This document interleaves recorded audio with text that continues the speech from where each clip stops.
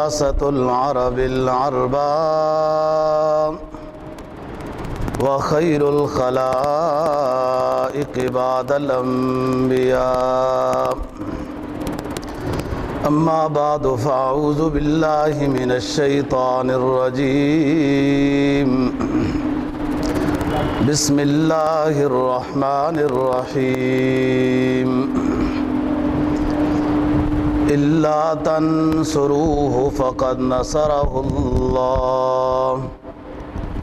إذ أخرجه الذين كفروا ثاني اثنين إذ هما في الغار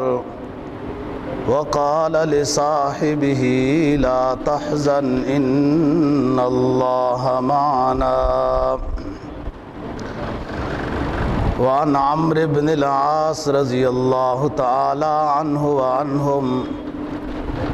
قال قلت يا رسول الله من أحب الناس إليك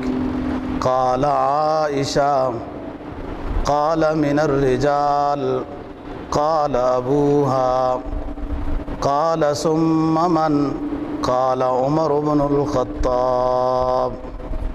صدق الله العظيم وصدق رسوله النبي الأمي الكريم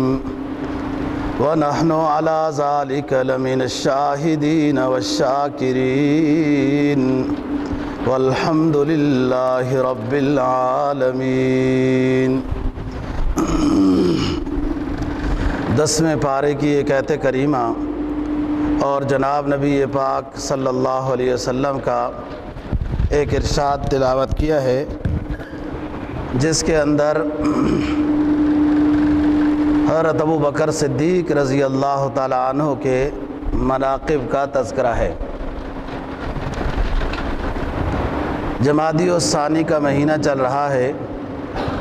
جناب حضرت ابو بکر صدیق رضی اللہ تعالیٰ عنہ کی وفات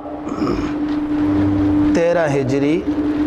21 جمادی الثانی بروز پیر مدینہ طیبہ میں وفات ہوئی ہے۔ حضرت ابو بکر صدیق رضی اللہ تعالیٰ عنہ کا اصل نام عبداللہ ہے اور کنیت آپ کی ابو بکر ہے، اور لقب آپ کو جو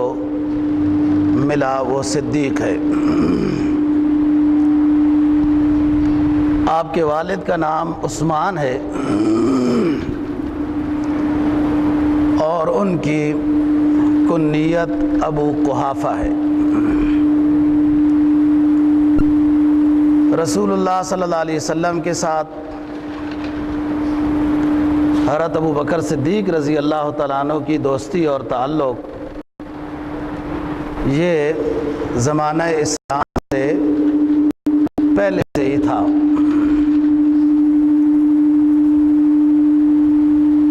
دوستی کا تعلق بھی تھا، اتفاق سے مکہ مکرمہ میں محلہ بھی ایک ہی تھا، اور تجارت کا شغل بھی دونوں حضرات کا تھا۔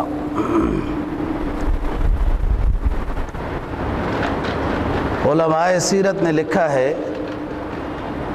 کہ مردوں میں سب سے پہلے رسول اللہ صلی اللہ علیہ وسلم پر ایمان حضرت ابو بکر صدیق رضی اللہ تعالیٰ عنہ نے لایا ہے۔ عورتوں میں سے حضرت خدیجہ رضی اللہ تعالیٰ عنہا نے سب سے پہلے اسلام لایا، اور بچوں میں سے حضرت علی رضی اللہ تعالیٰ عنہ نے اسلام لایا۔ غلاموں میں سے زید بن ثابت رضی اللہ تعالیٰ عنہ نے سب سے پہلے اسلام قبول کیا ہے۔ حضرت ابو بکر صدیق رضی اللہ تعالیٰ عنہ کی رسول اکرم صلی اللہ علیہ وسلم کے ساتھ والہانہ محبت تھی۔ زمانہ اسلام سے پہلے بھی اور بعد میں بھی انہوں نے اپنی اس دوستی کا خوب حق ادا کیا، حتیٰ کہ ایک مرتبہ رسول اللہ صلی اللہ علیہ وسلم نے فرمایا کہ جتنے لوگوں کے میرے اوپر احسانات تھے وہ میں نے ادا کر دیے ہیں، لیکن لوگوں میں سب سے زیادہ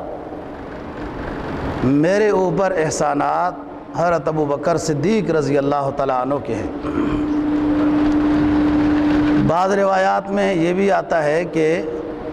ان کے احسانات کا بدلہ میں آخرت میں درخواست کروں گا اللہ رب العزت سے کہ اللہ تعالیٰ عطا کر دیں گے، میں ان کا بدلہ نہیں دے سکا۔ آپ صلی اللہ علیہ وسلم کی عمر جب 25 سال تھی اور حضرت عائشہ صدیقہ رضی اللہ تعالیٰ عنہ حضرت ختیجہ رضی اللہ تعالیٰ عنہ کے ساتھ جب نکاح ہوا تو ان کی عمر 40 سال تھی۔ اس نکاح کے پروگرام میں اور بات چیت میں حضرت ابو بکر صدیق رضی اللہ تعالیٰ عنہ کا بھی حصہ ہے، اور شادی کے دن جو آپ صلی اللہ علیہ وسلم نے جوڑا زیب تن فرمایا حضرت ختیجہ کے ساتھ، شادی کے دن جناب نے جو جوڑا زیب تن فرمایا وہ حضرت ابو بکر صدیق رضی اللہ تعالیٰ عنہ نے ہدیہ دیا تھا۔ آپ کی نبوت کے 10ویں سال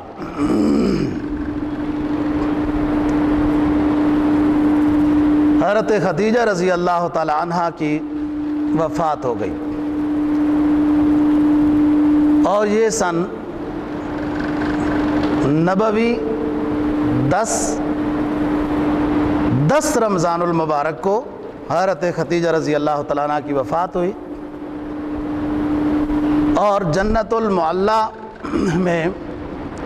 جو مقام جیحون ہے، یعنی قبرستان جو جنت المعلیٰ کا ہے، اس میں جو بلندی ہے، پہاڑ شروع ہو جاتا ہے، اس مقام پہ حضرت ختیجہ رضی اللہ تعالیٰ عنہ کو آپ نے خود دفن کیا۔ اس وقت جنازہ مشروع نہیں ہوا تھا، ویسے دعاؤں کے ساتھ دفن کر دیا گیا ہے، اور یہی وہ سال ہے جس کو رسول اللہ صلی اللہ علیہ وسلم عم الحزن کے ساتھ یاد کرتے تھے کہ یہ میرا سال غموں والا سال ہے، کہ میرا چچا بھی وفات پا گیا اور میری رفیقہ حیات بھی دنیا سے رخصت ہو گئی۔ آپ کے بچے تھے، اس میں نرینہ بھی اور انسا بھی، اور ادھر کفالت کرنے والے چچا بھی نہیں ہیں۔ اب فرض بھی رسالت بھی اپنے اوپر ہے، بچوں کی دیکھ بھال بھی ہے، تو اس میں سب سے زیادہ ساتھ بچوں کی پرورش میں اور دیکھ بھال میں حضرت ابو بکر صدیق رضی اللہ تعالیٰ عنہ نے کیا ہے۔ پھر سوچتے سوچتے یہ فیصلہ کیا، چند دنوں میں اسی سال 10 نبوی میں شوال کے مہینے میں حضرت ابو بکر صدیق رضی اللہ تعالیٰ عنہ نے درخواست پیش کی جناب نبی پاک صلی اللہ علیہ وسلم کے سامنے کہ حضور میرے پاس تو اور کوئی ایسی چیز نہیں ہے، میری ایک بچی ہے جس کی عمر 6 سال ہے، وہ میں آپ کے عقد نکاح میں دینا چاہتا ہوں، حضرت عائشہ صدیقہ رضی اللہ تعالیٰ عنہ۔ بہرحال یہ نکاح ہوا، 3 سال کے بعد ہجرت ہوئی، اور مدینہ طیبہ میں اقامت کے بعد یہ رخصتی ہوئی جو امام بخاری رحمہ اللہ تعالیٰ نے حضرت عائشہ صدیقہ رضی اللہ تعالیٰ عنہ کی عمر 9 یا 10 سال لکھی ہے، اکثر روایات میں 9 سال ہے۔ عرب کا وہ ریگستانی علاقہ صحرائی گرمی میں عموماً لڑکیاں 9-10 سال میں بالغ ہو جاتی تھیں۔ بعض مستشرقین نے اس بات کو بڑا آگ بگولا بنایا کہ یہ کیسے ہو سکتا ہے، یہ یوں ہوا، یہ فلاں ہوا، لیکن میرا خیال ہے کہ ان کو موجودہ ماحول نے اس سوال کا جواب دے دیا ہوگا کہ لڑکیوں کی اب بلوغ کی عمر کیا ہے، کہ وقت ابتدائے بلوغ وہ 9-10 سال اب بھی ہو جاتی ہے۔ پھر مدینہ طیبہ میں قیام میں اور شادیاں ہوئیں، اکٹھی آپ کے پاس کل 9 بیویاں رہی ہیں، لیکن عقد نکاح آپ کا 11 کے ساتھ ہوا، 2 آپ سے پہلے ان نکاحوں سے پہلے رخصت ہو گئی تھی، جیسا حضرت صدیقہ اور سودہ بنت زمعہ رضی اللہ تعالیٰ عنہ۔ جب آپ نے نبوت کا اعلان کیا اور مکہ والوں کو بلایا تو سب نے انکار کیا۔ اس وقت کے پورے معاشرے نے، سب نے انکار کیا، بس کوئی کم بخت ایسا تھا کہ جس نے بے ادبی کے الفاظ کہے اور کوئی خاموش رہے، لیکن تصدیق کسی نے نہیں کی۔ ایک مرتبہ حضرت عمر فاروق رضی اللہ تعالیٰ عنہ اور حضرت ابوبکر صدیق رضی اللہ تعالیٰ عنہ میں کسی بات میں بحث مباحثہ ہو گیا، تو حضرت ابوبکر صدیق نے کچھ سخت بات کہہ دی حضرت عمر کو، اور پھر احساس بھی ہوا تو کہا آپ معاف کر دو، درگزر کر دو۔ انہوں نے کہا نہیں کروں گا۔ حضرت ابوبکر صدیق رضی اللہ تعالیٰ عنہ رسول اللہ صلی اللہ علیہ وسلم کی خدمت میں حاضر ہو گئے، اور ادھر ابو بکر بھی آ گئے، حضرت عمر بھی آ گئے۔ آپ نے فرمایا کیا بات ہے؟ کہا حضرت یہ ہوا۔ کہا عمر معاف کر دو، ابو بکر کو تو معاف کر دیا گیا ہے، اور آپ لوگوں کو پتہ ہے ابو بکر کی فضیلت، جب میں نے اعلان نبوت کیا تھا تم سب نے تکذیب کی تھی اور اس ایک نے تصدیق کی تھی، آپ ان کے ساتھ ناراض نہ ہو۔ تو آپ نے جب نبوت کا اعلان کیا تو سب سے پہلی گواہی مردوں میں سے لوگوں کے سامنے اعلانیہ وہ حضرت ابوبکر صدیق رضی اللہ تعالیٰ عنہ نے دی ہے، اور ہر روز آپ کے آپس میں مشورے ہوتے رہتے تھے۔ جب یہ آیت نازل ہوئی فاصدع بما تؤمر واعرض عن المشرکین، کہ اے نبی اعلانیہ تبلیغ ہو جائے، اب واضح بات ہو جائے،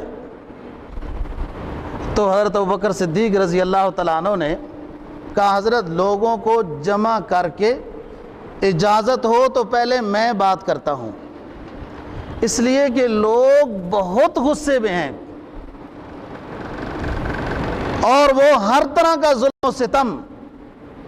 کرنے کو تیار ہیں، تو جو ان کے بھرے ہوئے غصے کا ظلم و ستم کی جو وار ہوگی وہ سب سے پہلے میرے اوپر ہو، آپ بچے رہیں تو میں پہلے بات کرتا ہوں۔ ایسا ہوا کہ جب حضرت ابوبکر صدیق رضی اللہ تعالیٰ عنہ نے بات کی تو بہت زیادہ غصے میں ہو گئے لوگ کہ اس نے بھی آبائی دین چھوڑ دیا، فلاں ہو گیا، اپنے پرانے آباء و اجداد کا طریقہ چھوڑ دیا۔ یہ جاہلوں کی پرانی عادت ہے، جب انہیں حق بات سمجھائی جائے تو وہ کہتے ہیں جی ہم نے تو آباء و اجداد کو اس طرح دیکھا ہے، یہ نئے لوگ آ گئے ہیں، پرانی عادت ہے۔ تو بیان اور تبلیغ شروع ہوئی اور انہوں نے ظلم و ستم کی حد کر دی۔ پھر ایک مرتبہ حضرت ابوبکر صدیق رضی اللہ تعالیٰ عنہ نے ہجرت کا ارادہ کر لیا، روانہ ہو گئے۔ راستے میں ایک شخص ملا، اس نے کہا ابوبکر آپ کہاں جا رہے ہو؟ کہا یہ پروگرام ہے، حبشہ کی طرف جا رہا ہوں۔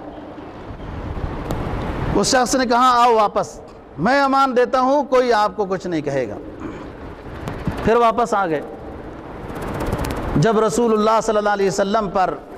مسجد حرام سے فرمائے واقع